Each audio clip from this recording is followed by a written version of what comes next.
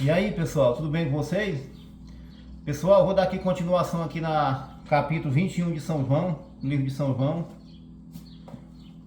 E vou ler se dá tempo, se dá prazo. Eu pergunto se dá prazo, porque daqui a pouco eu vou tomar um banho para ir para a igreja, né? Aí eu quero ver se dá tempo eu ler esse capítulo 21 de São João e depois pelo menos uma página do livro, acho que é a Era de Tiatira, o livro que eu tô lendo, que eu parei que deixei marcado para me ler hoje. Da outra vez que eu tinha parado, aí marquei para me ler hoje, aí depois eu quero ver se dá tempo. Depois disso, manifestou-se Jesus outra vez aos discípulos, junto ao mar de Tiberíades, e manifestou-se assim: estavam juntos Simão Pedro e Tomé, chamado Dídimo, e Natanael, que era de Caná da Galileia, e os filhos de Zebedeu, e outros dois dos seus discípulos. Disse-lhe Simão Pedro: vou pescar. Disseram-lhe eles: também nós vamos contigo. Foram e subiram logo para o barco, e naquela noite nada apanharam.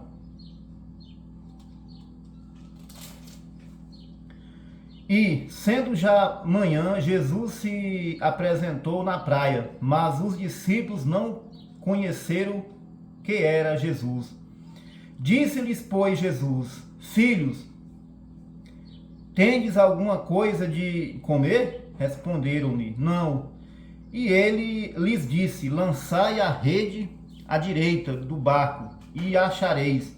Lançaram-na, pois, e já não a podiam tirar pela multidão dos peixes.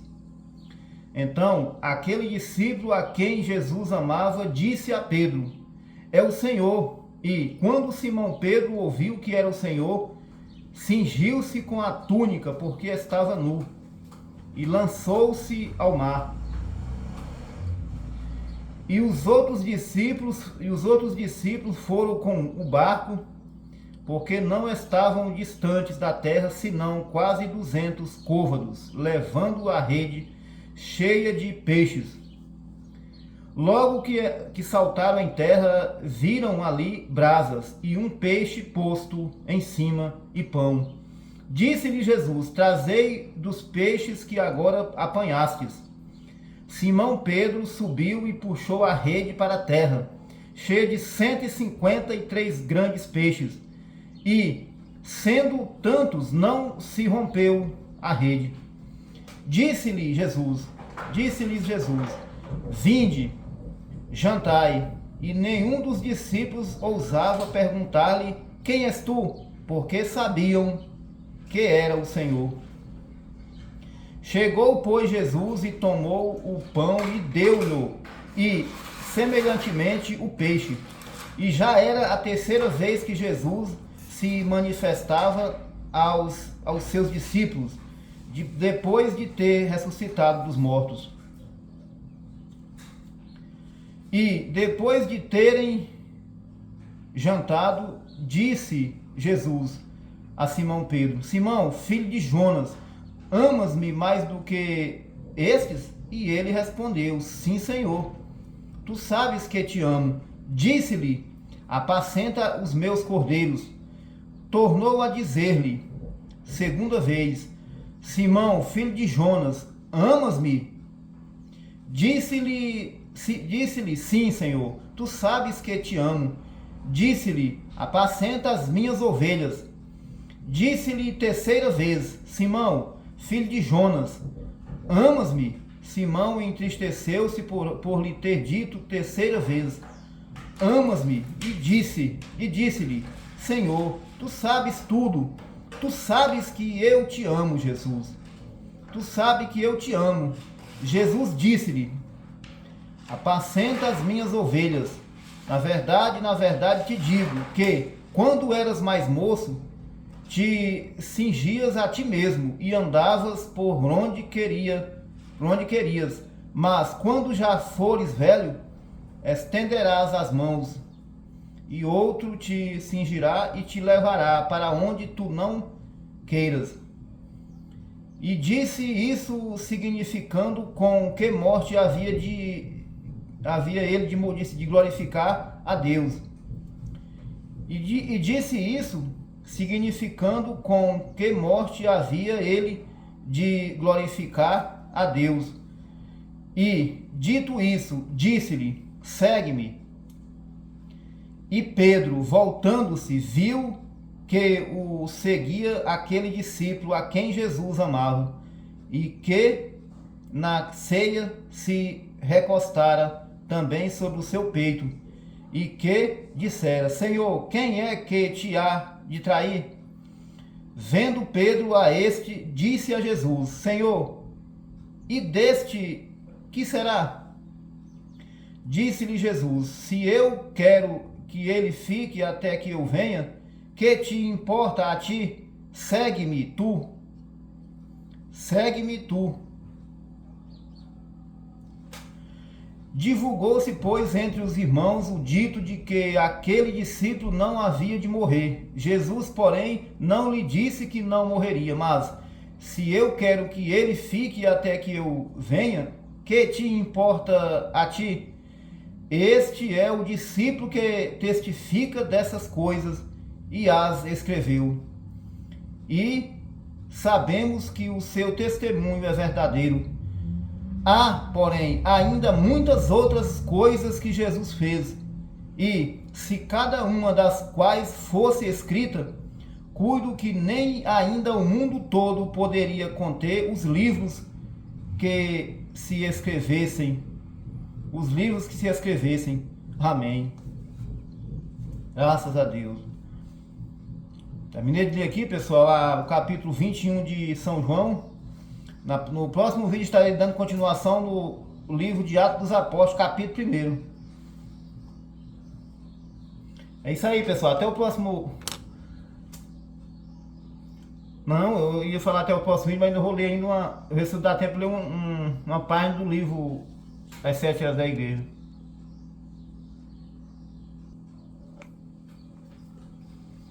Pessoal, agora eu vou dar continuação no livro As 7 Eras da Igreja, cujo título, aqui pessoal, esse livro aqui, isso aqui é um punhado de livros, são 10 livros. Um desses 10 livros, é onde eu parei no vídeo passado, fiquei aqui A Era da Igreja de Tiatira. Parei aqui na página 197. Eu vou ler aqui a página 197 ou mais desse livro aqui. Vou ler a página 197 todinho ou mais.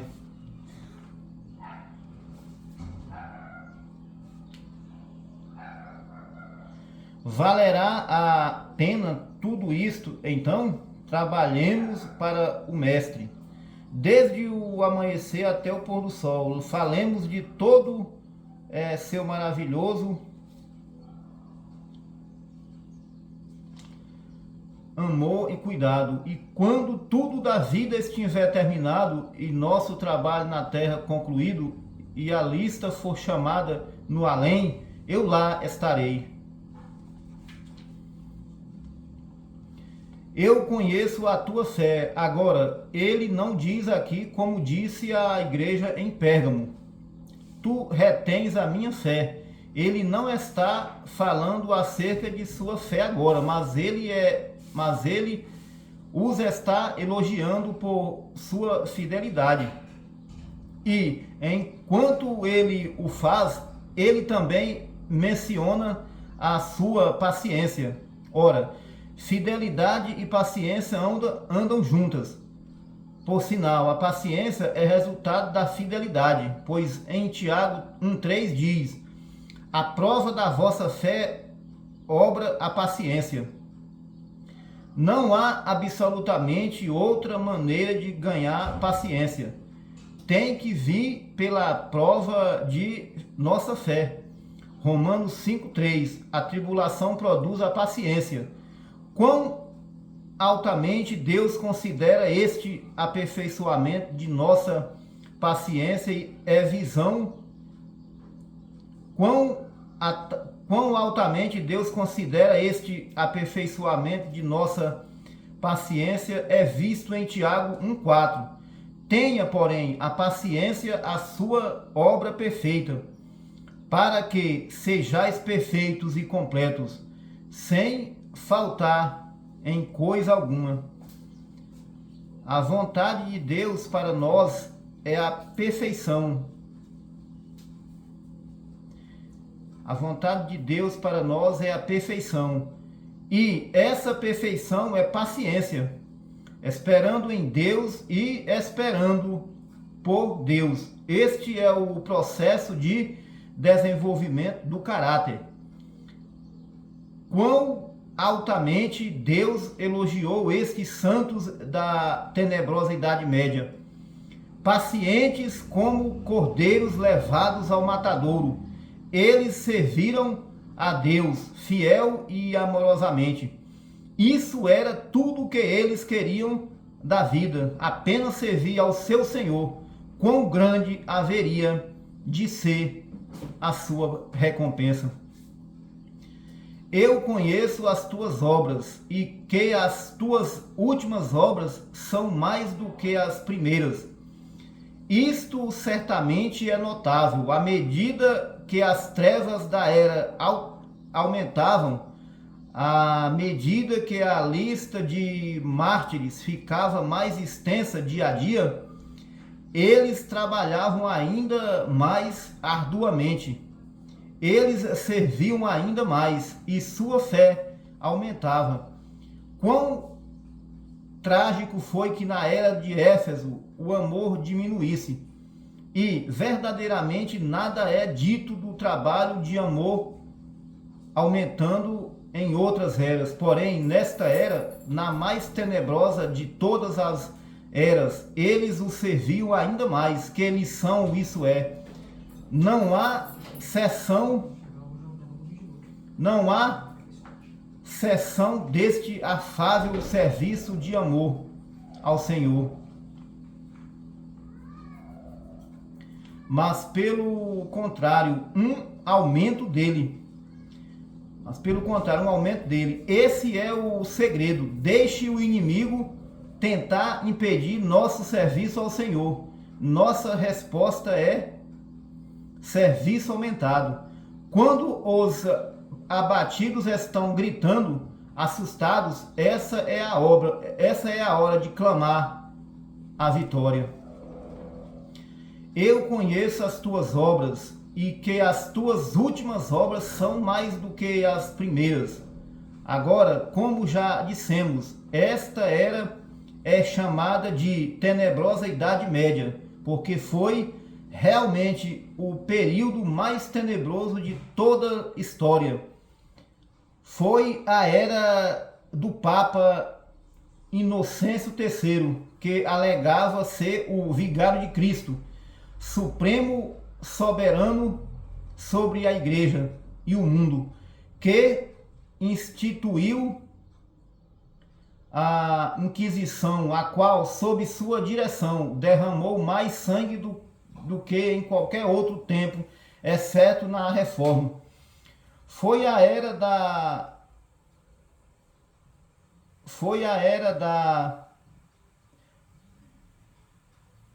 pornocracia.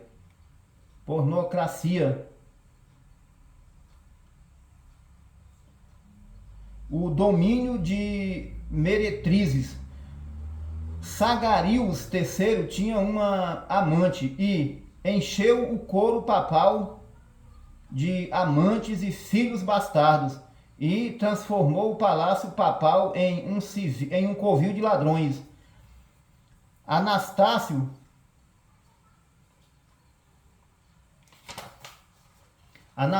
III foi morto asfixiado por Marozia, que era amante de Sagarius.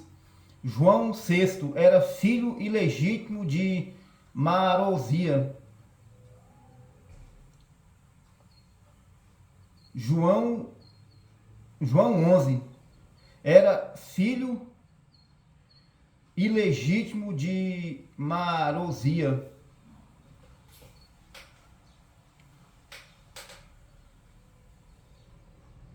João 12 era neto de Marozia e violou viúvas e virgens e foi morto em pleno ato de adultério pelo marido enfurecido da mulher. Foi a era do cisma papal, porque duas linhagens de papas, uma governando a partir de Avignon e a outra a partir de Roma, se amaldiçoavam e lutavam uma contra a outra. Estes papas não eram apenas culpados de atos de sexo imoral, gerando dezenas de filhos bastardos, cometendo sodomia, etc. Mas eram culpados de vender ofícios sacerdotais aos que ofereciam o mais alto lance. Que coisa terrível, né, rapaz? Foi a era em que a luz brilhou cada vez mais fracamente, embora os poucos crentes trabalhassem mais fervorosamente à medida que as trevas aumentavam, até que, ao final da era, à medida que as trevas aumentavam, até que, ao final da era, muitos se levantaram tentando reformas. Seus trabalhos foram tão fervorosos que prepararam o caminho para a reforma vindoura. Portanto, como diz a palavra concernente a essa era, tuas últimas, final da era, obras são mais do que as primeiras. Tuas últimas, final da era, obras são mais do que as primeiras. A palavra Tiatira tem vários significados, entre os quais se encontra sacrifício contínuo. É crido por muitos que isto seja uma profecia concernente à prática da missa, que é uma representação contínua do sacrifício de Cristo. Esse é um excelente pensamento, mas poderia também significar o sacrifício contínuo nas vidas e trabalho dos verdadeiros crentes do Senhor. Certamente estes santos de Tiatira eram os melhores, cheios do Espírito Santo e fé, criados para as boas obras, manifestando seu louvor, não considerando suas vidas preciosas para si mesmos, mas alegremente dando tudo de si como um suave sacrifício ao Senhor.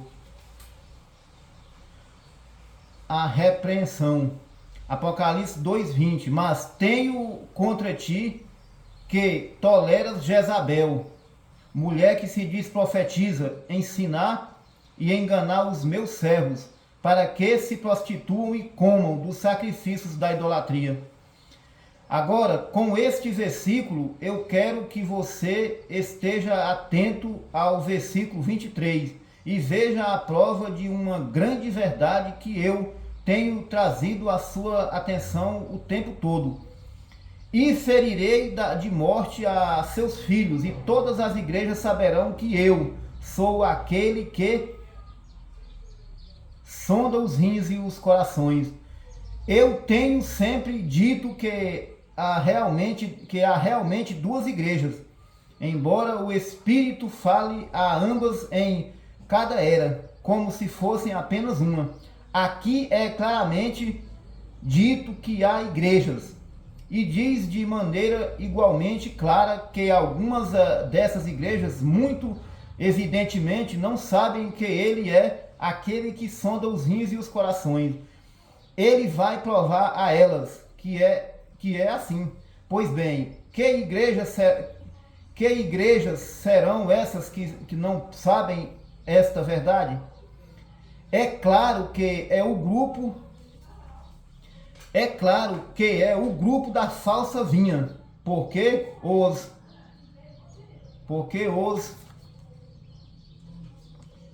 os verdadeiros crentes certamente sabem que o julgamento começa pela casa de Deus, e sendo tementes a Deus, julgam a si mesmos, para que não sejam julgados.